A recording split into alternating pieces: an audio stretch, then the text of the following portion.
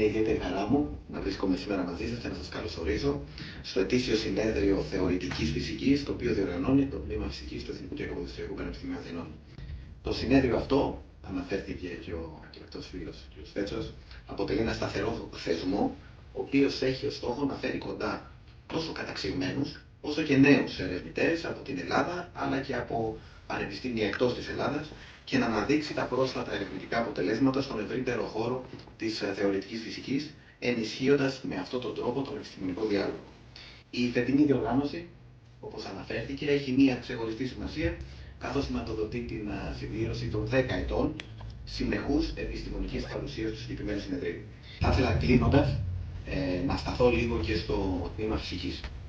το οποίο είναι το μεγαλύτερο τμήμα της Σχολής Θετικών Επιστημών, και θα ήθελα να μεταφερθεί και προς το τμήμα,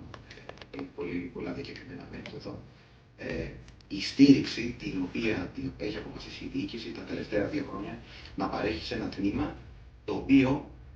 αποτελεί έναν από τους βασικότερους παράγοντες ανόδου του πανεπιστημίου και στις διεθνείς λίστες εξελόγησης, καθώς πολλά διακεκριμένα μέλη από το τμήμα φυσικής συγκαταλέγονται στους κορυφαίους Έλληνες ερευνητές.